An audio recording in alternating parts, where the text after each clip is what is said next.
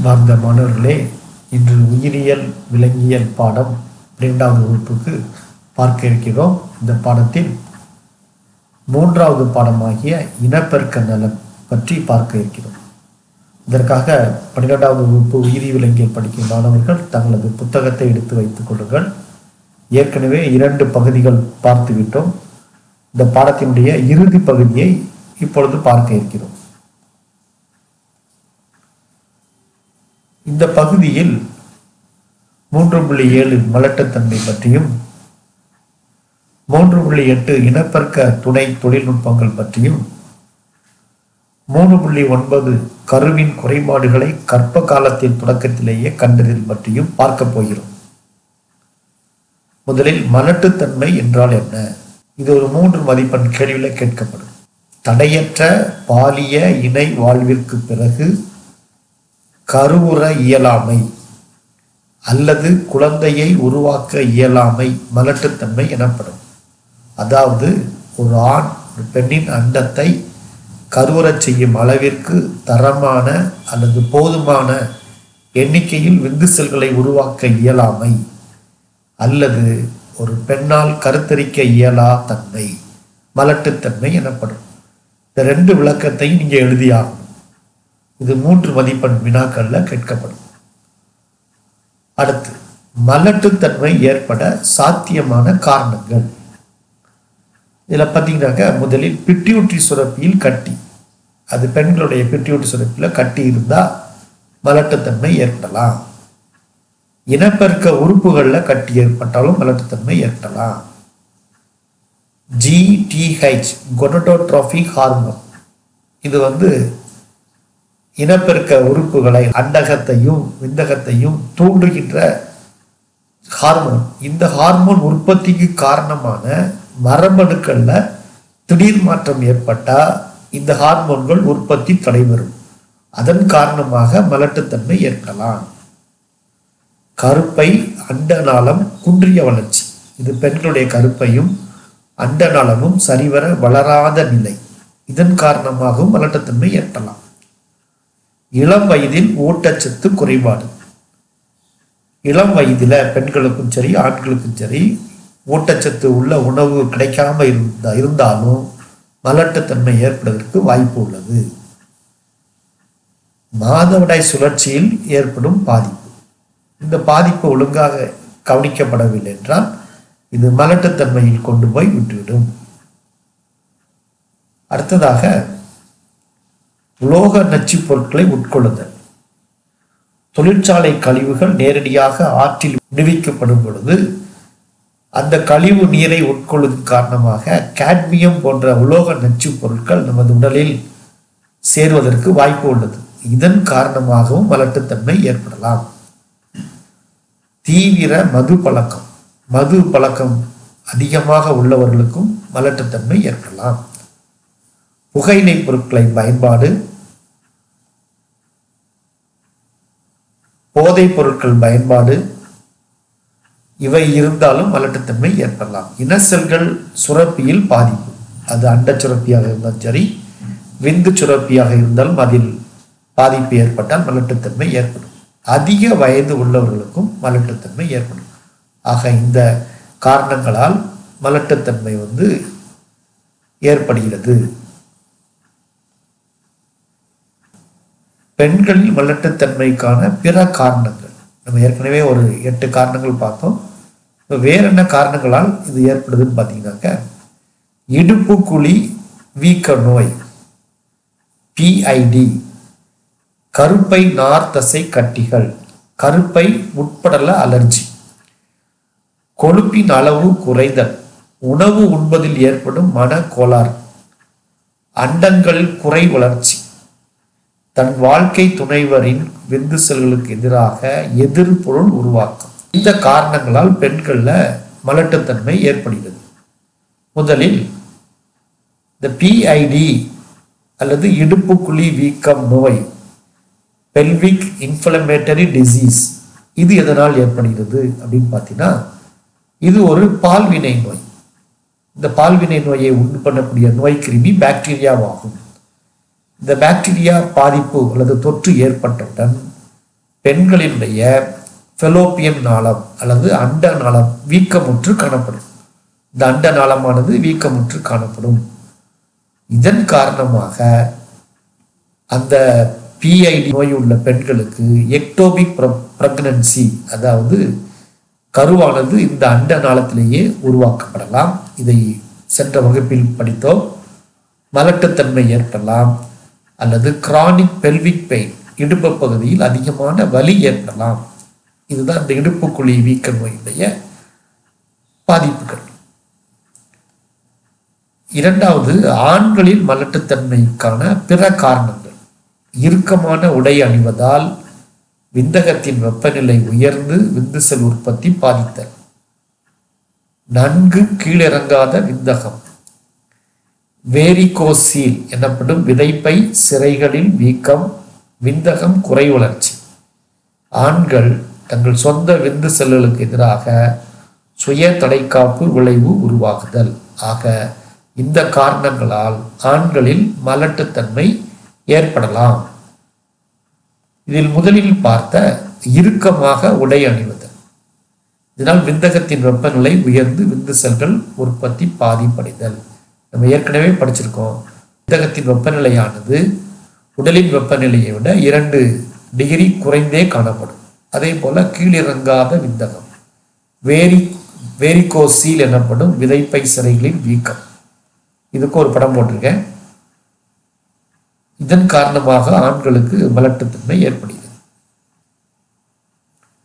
சில பெண்களின் பார்த்தோன்னா பிறவிலேயே அவளுக்கு என்ன ஆகுனாக்க கருப்பை இருக்காது.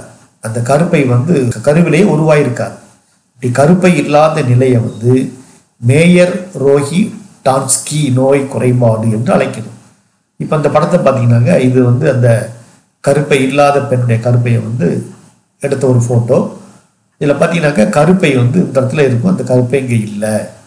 இப்போ கருப்பை இல்லாத நிலையை தான் மேயர் ரோஹி டான்ஸ்கி நோயின் குறைபாடு என்று அழைக்கணும். இது ஒரு 3 மதிப்பெண் வினாக்களில் கேட்கப்படும். 3.8 இனப்பெருக்க துணை தொழில்நுட்பங்கள். இது எதனால் அந்த தொழில்நுட்பம் உருவாக்கப்பட்டது அப்படின்னு பார்த்தீங்கன்னாக்கா, இன செல்கள் அல்லது கருமுட்டைகளை உடலுக்கு வெளியில் கையாண்டு கற்பமடைய செய்யும் செயல்முறை தொகுப்பு இனப்பெருக்க தொழில்நுட்பங்கள் எனப்படும். இயற்கையிலேயே கருவுற இயலாத நிலையில் உள்ள தம்பதிகளுக்கு இந்த இனப்பெருக்க துணை தொழில்நுட்பமானது பயன்படுகிறது. அதில் முதலில் இனப்பெருக்க துணை தொழில்நுட்பங்கள் 10 கூறுகளாக பிரிக்கப்படுகிறது. அதில் முதலில் என்னவென்றால் கருப்பையினுள் விந்தணுக்களை செலுத்துதல், IUI. இரண்டாவதாக உடல் வெளி கருவுறுதல், IVF. மூன்றாவதாக கருமுட்டையை அண்ட நாளத்தினுள் செலுத்துதல், ZIFT. இன செல்களை அண்ட நாளத்தினுள் செலுத்துதல், GIFT. கரு இடமாற்றம், ET. அண்ட செல் சைட்டோபிளாசத்தினுள் விந்து செல்களை செலுத்துதல், கரு பதிவுக்கு முன்பே மரபியல் குறைகளை கண்டறிதல், அண்ட செல் தானம், விந்து செல் தானம், வாடகை தாய். முதலில் கருப்பையினுள் விந்தணுக்களை செலுத்துதல், இன்ட்ரா யூட்டரைன் இன்செமினேஷன், IUI. இந்த முறை குறைந்த எண்ணிக்கையில் விந்து செல்களை உற்பத்தி செய்யும் ஆண்களுக்காக செய்யக்கூடிய சிகிச்சையாகும். இதில் விந்தணுக்கள் சேகரிக்கப்பட்டு விந்தணுக்களானது நேரடியாக கருப்பைக்குள் செலுத்துதல். இந்த முறையின் பெயர்தான் கருப்பையினுள் விந்தணுக்களை செலுத்துதல் அல்லது இன்ட்ரா யூட்டரைன் இன்செமினேஷன். அது எப்படிப்பட்ட ஆண்களுக்கு இந்த மாதிரி ஒரு முறையை செய்கிறார்கள் என்றால், அவர்களின் விந்து திரவத்தில் அளவு 39 to 929 மில்லியன் விந்தணுக்கள் இருக்க வேண்டும், அல்லது 1.5 to 7.6 ml விந்து திரவம் இருக்க வேண்டும். ப்ராக்ரஸிவ் மோர்டாலிட்டி, அதாவது நகரும் தன்மை உள்ள விந்தணுக்கள் 32லிருந்து 75% இருக்க வேண்டும். அதே போல் ஸ்பெர்ம் கான்சன்ட்ரேஷன் 15லிருந்து 259 மில்லியன் பெர் எம்எல் இருக்கணும். இதுதான் இயல்பாக உள்ள ஆண்களுக்கு இருக்கக்கூடியது. இதில் குறைபாடு இருந்தால் அப்படிப்பட்ட கணவர்களுக்கு இந்த கருப்பையினுள் விந்தணுக்கள் செலுத்துதல் முறை மூலமாக குழந்தை உருவாகிறதுக்கு வாய்ப்புகள் உள்ளது. இரண்டாவதாக உடல் வெளி கருவுறுதல், இன்விட்ரோ ஃபெர்டிலைசேஷன், ஐவிஎஃப். இந்த முறையானது தொடக்கத்தில் வளராத, அடைபட்ட மற்றும் பாதிப்படைந்த அண்ட நாளம் கொண்ட பெண்களுக்கு இது பயன்பட்டது. இது செய்முறை எவ்வாறு நடைபெறும் என்றால், அண்டகத்தை தூண்டுதல், அதற்கு வேண்டப்பட்ட ஹார்மோன்களை செலுத்தி அண்டகத்தை தூண்டுதல். இரண்டாவது அண்ட செல் எடுத்தல், தூண்டப்பட்ட அண்டத்தின் முழு வளர்ச்சியடைந்த அண்ட செல்களை எடுத்தல். மூன்றாவதாக கருவுற செய்தல், வெளிப்புறத்தில் வைத்து கருவுற செய்தல். இந்த கருவானது 8 செல் நிலையை அடைந்தவுடன் அதை கருப்பைக்குள் இடமாற்றுதல். இப்போ இந்த படத்தை பார்த்தீங்கன்னாக்க, இந்த படத்தில் இது அண்டகம். இந்த அண்டகத்தில் ஹைச்சிசிஜி, ஹியூமன் கோரியானிக் கொடோட்ரோபின் என்ற ஒரு ஹார்மோன் செலுத்தப்படுகிறது. செலுத்தப்பட்ட பின் அந்த அண்டகமானது தூண்டப்பட்டு அண்ட செல்களை வெளியிடுகிறது. இந்த வெளியிடுகிற அண்டத்தை சேகரித்து அவற்றை தகுந்த சூழ்நிலையில் பாதுகாக்கின்றனர். அதே போன்று ஆண்களின் விந்து செல்களையும் தகுந்த சூழ்நிலையில் பாதுகாக்கப்படுகிறது. இந்த விந்து செல்களும் அண்ட செல்களும் ஒரு தனியாக ஒரு கண்ணாடி தட்டில் வைத்து கருவுற செய்யப்படுகிறது. கருவுறுதல் ஏற்பட்ட பின்னர் அந்த கருமுட்டையானது 8 செல் நிலை அடைந்தவுடன் கருப்பைக்குள் செலுத்தப்படுகிறது. இந்த விந்து செல்களின் எண்ணிக்கை குறைந்தது 10,000லிருந்து 1,00,000 வரை இருக்க வேண்டும். அப்படி இருந்தால்தான் இந்த இன்விட்ரோ ஃபெர்டிலைசேஷன் ஒழுங்காக நடைபெறும். அப்பொழுது கருமுட்டையானது 8 செல் நிலை அடைந்தவுடன் இது நேரடியாக கருப்பை சுவரில் பதிக்க வைக்கப்படுகிறது. மூன்றாவது முறை கருமுட்டையை அண்ட நாளத்தினுள் செலுத்துதல், ZIFT. இந்த டெக்னிக்ல என்ன செய்வாங்கன்னாக்க, இந்த அண்டகத்தை குறிப்பிட்ட ஹார்மோன்கள் மூலமாக தூண்டி அண்ட செல்கள் பெறப்படுகிறது. அதே போல விந்து செல்களையும் பெற்று இந்த பெர்டி டிஷ்ஷில் வைத்து கருவுறுதல் ஏற்படுகிறது. கருவுறுதல் ஏற்பட்டவுடன் இந்த கருவுற்ற முட்டைகளை அல்லது சைகோட்டை நேரடியாக தாயினுடைய ஃபெலோப்பியன் குழல் அல்லது அண்ட நாளத்திற்குள் செலுத்துதல். இந்த முறைக்கு சைகோட் இன்ட்ரா ஃபெலோப்பியன் டிரான்ஸ்ஃபர் முறை என்று அழைக்கப்படுகிறது. மூன்றாவதாக கருப்பை உள் இடமாற்றம், இன்ட்ரா யூட்ரைன் டிரான்ஸ்ஃபர். இந்த இன்ட்ரா யூட்ரைன் டிரான்ஸ்ஃபர் என்னன்னாக்க, எம்பிரியோ அதாவது கருமுட்டை, embryo transfer is a process by which an embryo is collected from donor female and transferred into recipient female where the embryo completes its development. இந்த கருப்பை உள்ளிடம் மாற்றத்தில் என்ன நடக்குனாக்க,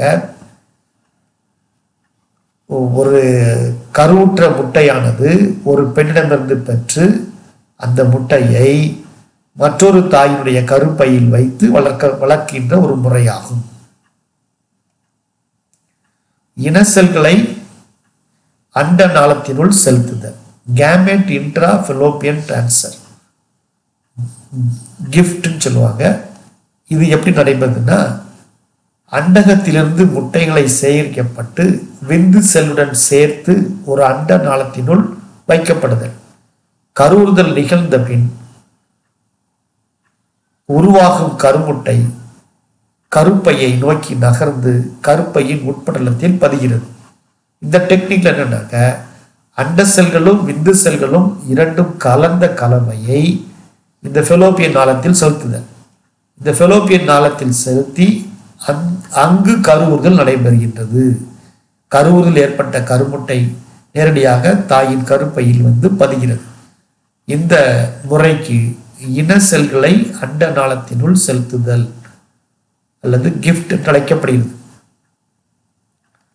அடுத்ததாக அண்ட செல் சைட்டோபிளாசத்தினுள் விந்து செல் செலுத்துதல், intra cytoplasmic sperm injection, ICSI.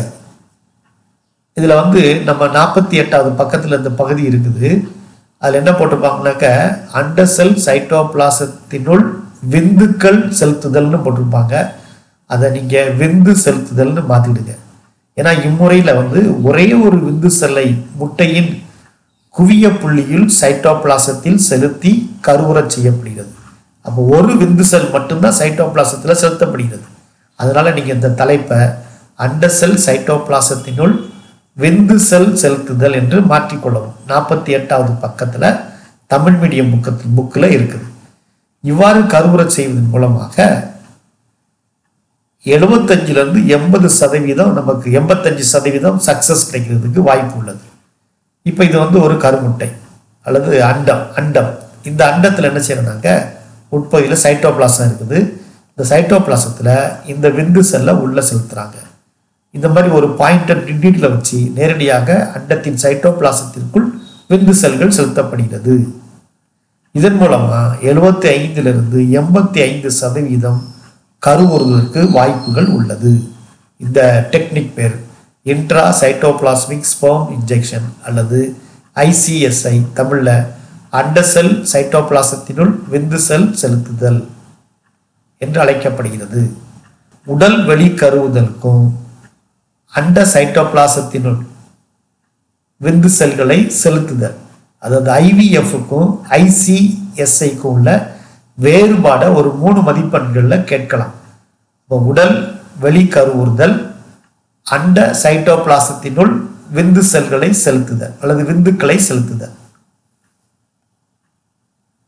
இதுல உடல் வெளி கருவுறுதல், அண்ட செல்கள் மற்றும் விந்து செல்கள் கருவுறுதல் நிகழ்வு கண்ணாடி தட்டில் நடைபெறுகிறது. இந்த IVFல வந்து கருவுறுதல் என்ற நிகழ்வானது ஒரு கண்ணாடி தட்டில் நடைபெறுகிறது. ஒரு முட்டை கருவுறச் செய்ய 10,000லிருந்து 1,00,000 விந்துக்கள் தேவைப்படுகிறது. இந்த கருவுற்ற முட்டைகள் 8 செல் நிலை அடைந்த பின்னர் கருப்பையினுள் செலுத்தப்படுகிறது. இதை IVF என்று அழைக்கின்றோம். ICSI என்றால் என்னன்னு கேட்டீங்கன்னா, இங்கு அண்டத்தின் சைட்டோபிளாசத்திற்குள் விந்து செல்கள் கவனமாக செலுத்தப்படுகிறது. அப்ப இங்க வந்து சைட்டோபிளாசத்திற்குள் அந்த விந்து செல்கள் செலுத்தப்படுது. இங்க அப்படி இல்லை. விந்து செல்லும் அண்ட செல்லும் ஒரு கண்ணாடி தட்டில் வைத்து நடைபெறுகிறது. அது IVF சொல்றோம். ஆனா ICSIல அண்டத்தினுடைய சைட்டோபிளாசத்திற்குள் நேரடியாக விந்தணுக்கள் அனுப்பப்படுகிறது. ஒரு முட்டை கருவுறச் செய்ய இவ்வளவு அதிக விந்தணுக்கள் தேவைப்படுவதில்லை. இங்க 8 செல் நிலை கருமுட்டை உருவானவுடன் அது அண்ட நாளத்தில் செலுத்தப்படுகிறது. இந்த ரெண்டுக்குள்ள வித்தியாசத்தை பார்த்தீங்கன்னாக்க, இது கண்ணாடி தட்டில் வச்சு அண்டணுக்களும் விந்தணுக்களும் கருவுற செய்யப்படுகிறது. இங்க ஒரு அண்டத்தினுடைய சைட்டோபிளாசத்திற்குள்ள ஒரு விந்து செல் மட்டுமே செலுத்தப்படுகிறது. இங்க அது IVFல வந்து கருவுற செய்வதற்கு 10,000லிருந்து 1,00,000 விந்துக்கள் தேவை. ஆனால் ICSIல அவ்வளவு விந்துக்கள் தேவையில்லை. 8 செல் நிலை கருமுட்டை அடைந்தவுடன் நேரடியாக கருப்பையினுள் செலுத்தப்படுகிறது IVFல. ஆனால் ICSIல கருப்பையில செலுத்துவதற்கு பதிலாக அண்ட நாளத்தில் செலுத்தப்படுகிறது. இது ஒரு 3 மதிப்பெண் கேள்விகளாக கேட்கப்படலாம். அடுத்து பார்த்தீங்கன்னாக்க வாடகை தாய். இந்த தம்பதிகளுக்கு உள்ள கருப்பையானது போதுமான அளவு வளர்ச்சி அடையாமலோ அல்லது வேறு ஏதாவது கோளாறுகளுக்காகவோ இவர்கள் இயல்பாக கருத்தரிக்க முடியாத நிலையில் உள்ள தம்பதிகள். ஆனால் இவருடைய விந்து செல்லையும் அண்ட செல்லையும் கருவுறச் செய்து அந்த கருவை மற்றொரு பெண்ணின் கருப்பையில் செலுத்தி முழு வளர்ச்சி அடையும் வரை அந்த வாடகை தாயானது குழந்தை பெற்றவுடன் குழந்தையை உரிய பெற்றோரிடம் ஒப்படைத்து விட்டு செல்வார். இதுதான் வாடகை தாய் என்று அழைக்கப்படுகிறது. ஆண்களின் மலட்டுத்தன்மை. இந்த இந்த ஆண்கள் மலட்டுத்தன்மை என்பது ஏ ஜூஸ்பெர்மியா என்று அழைக்கப்படுகிறது. இது எப்படி ஏற்படும்னா, விந்து செல்கள் இல்லாத விந்து திரவம் குறைந்தபட்சம் இருமுறை வெளிப்பட்டால் இந்த நிலை ஏற்படுகிறது. விந்தகத்திலிருந்து விந்து சேகரித்தல், டெஸ்டிகுலார் ஸ்பெர்ம் எக்ஸ்ட்ராக்ஷன். இப்போ மேற்கண்ட செயல்பாடுகளில் விந்துக்கள் சேகரிக்கப்பட்டது. அது எவ்வாறு சேகரிக்கப்படுகிறது என்பதை இப்பொழுது பார்க்கலாம். இந்த டிஇஎஸ்சி, அதாவது டெஸ்டிகுலார் ஸ்பெர்ம் எக்ஸ்ட்ராக்ஷன், இது என்ன செய்வாங்கனாக்கா, விந்தகத்தினுடைய ஒரு பகுதி வெட்டி எடுக்கப்படுகிறது. அதன் வழியாக விந்தணுக்கள், அதன் வழியாக ஒரு ஊசி மூலமாக முழு வளர்ச்சி அந்த விந்தணுக்கள் சேகரிக்கப்படுகிறது. இதை டெஸ்டிகுலார் ஸ்பெர்ம் எக்ஸ்ட்ராக்ட் என்று அழைக்கிறோம், அல்லது டிஇஎஸ்சி என்று அழைக்கின்றோம். மற்றொரு முறை என்னன்னாக்க பெர்க்யூட்டேனியஸ் எபிடிடிமிஸ் ஸ்பெர்ம் ஆஸ்பிரேஷன், அது பிஇஎஸ்ஏ என்று அழைக்கப்படுது. இங்கே என்ன நடக்குனாக்க, நேரடியாக எபிடிடிமிஸ் சொல்லக்கூடிய அந்த பகுதியில் விந்தணுக்கள் சேகரிக்கப்படுகிறது. அதனால் அது பிஇஎஸ்ஏ அல்லது பெர்க்யூட்டேனியஸ் எபிடிடைமல் ஸ்பெர்ம் ஆஸ்பிரேஷன் என்று அழைக்கப்படுகிறது. இப்போ இந்த படத்தில் ரெண்டுமே போட்டிருக்கோம். இந்த பிஇஎஸ்ஏ எபிடிடைமிஸ்லிருந்து விந்தணுக்கள் சேகரித்தல், டிஇஎஸ்சி விந்தகத்திலிருந்து விந்தணுக்கள் சேகரித்தல். இவ்வாறு ஆண்களில் விந்தணுக்கள் சேகரிக்கப்படுகிறது. அடுத்து நாம் பார்ப்பது மீ ஒலி வரி ஓட்டம், அல்ட்ராசவுண்ட் ஸ்கேனிங். இதில் பார்த்தீங்கன்னாக்க ஒரு கருவுற்ற தாய்க்கு சவுண்ட் ஸ்கேனிங் பண்ணுறாங்க. இந்த இன்ஸ்ட்ருமெண்ட் இருக்குது பார்த்துருக்கீங்க. இந்த ஸ்கேனிங்கில் கதிர்வீச்சு பயன்படுத்துவது இல்லை. அதனால தான் மீ ஒலி வரி ஓட்டம் பெண்கள் கருவுற்றதிலிருந்து பல நாட்களுக்கு எப்பொழுது வேண்டுமானாலும் செய்து கொள்ளலாம். இங்கு கதிர்வீச்சு பயன்படுத்துவதில்லை, மீ ஒலி வரைவி பயன்படுத்தப்படுகிறது. இதன் மூலமாக குழந்தை பிறக்கின்ற தேதி, கருவின் எண்ணிக்கை, கர்ப்பகால பிரச்சனைகள் அனைத்தையும் அறிந்து கொள்ளலாம். இந்த அல்ட்ராசவுண்ட் ஸ்கேனிங்கில் பல வகைகள் காணப்படுகிறது. அவற்றை ஒன்றொன்றாக இப்பொழுது பார்ப்போம். முதலில் 2D அல்ட்ராசவுண்ட் ஸ்கேனிங், இரு பரிமாண மீ ஒலி நிழலுரு. இது வளர் குழந்தையின் ஒரு பண்பை மட்டும் விளக்கும் தட்டையான படத்தை தருகிறது. இதை 2D அல்ட்ராசவுண்ட் ஸ்கேனிங் என்று அழைப்பார்கள். இந்த படத்தில் பார்த்தீங்கன்னாக்க ஒரு தட்டையான படம் தான் இதில் கிடைச்சிருக்குது. இரண்டாவது முறைக்கு பேர் 3D அல்ட்ராசவுண்ட் ஸ்கேனிங், முப்பரிமாண நிழலுரு. இதனால் திரையில் தெரியும் நிழலுருவின் நீளம், அகலம், ஆழம் போன்றவற்றை மருத்துவர்கள் பார்க்க இயலும். கருவின் ஆரோக்கிய நிலையையும் அறிய இயலும். இதில் பார்த்தீங்கன்னாக்க 3D எஃபெக்டில் நம்ம இந்த கருவை பார்க்கலாம், முப்பரிமாண முறையில் பார்க்கலாம். இன்னும் அட்வான்ஸாக தற்சமயம் பயன்படுத்தக்கூடிய ஸ்கேனிங்கில் 4D அல்ட்ராசவுண்ட் ஸ்கேனிங், நாற்பரிமாண மீ ஒலி நிழலுரு. இதை கொண்டு மருத்துவர்கள் வளர் குழந்தையின் உண்மையான அசைவுகளையும் முப்பரிமாண காட்சிகளையும் அறியலாம். தாயின் கருப்பையில் உள்ள குழந்தையினுடைய முழு உருவத்தையும் அசைவுகளையும் மிக தெளிவாக இந்த 4D அல்ட்ராசவுண்ட் ஸ்கேனிங் மூலமாக அறிந்து கொள்ளலாம். பனிக்குட துளைப்பு, ஆம்னியோசென்டசிஸ், இதை பற்றி இந்த பாடத்தின் முதலிலேயே நம்ம படித்திருக்கிறோம். இப்பொழுது இந்த ஆம்னியோசென்டசிஸ் எதற்காக செய்யப்படுகிறது என்பதை பற்றி பார்ப்போம். இந்த ஆம்னியோசென்டசிஸ் என்பது பனிக்குட துளைப்பு என்று தமிழில் கூறுகிறோம். கரு வளரும் பொழுது கருவை சுற்றி காணக்கூடிய ஆம்னியாட்டிக் திரவம், அந்த திரவத்தை நம்ம ஒரு சிரிஞ்சு மூலமாக எடுத்தோம் என்றால் அதில் சில செல்கள் காணப்படும். அந்த செல்களை ஆராயும் பொழுது செல்களில் ஏதாவது குரோமோசோம் ஆல்ட்ரேஷன், குரோமோசோம்கள் ஏதாவது மாற்றம் இருக்கான்னு பார்த்துக்கலாம். ஜெனட்டிக் ஆல்ட்ரேஷன், டிஎன்ஏ மூலக்கூறில் ஏதாவது மாற்றம் இருக்கான்னு பார்த்துக்கலாம். அல்லது ஃபீட்டல் மால்ஃபார்மேஷன், குழந்தை வேறு விதமாக ஒரு குறைபாடுடன் வளர்கிறதா என்பதையும் பார்த்து கொள்ளலாம். அப்போ இந்த பனிக்குட துளைப்பு என்பது இந்த 3 ஆய்வுகள் செய்வதற்காகவே இது செய்யக்கூடிய ஒரு முறையாகும். Chromosomal alteration, genetic alteration, foetal malformation.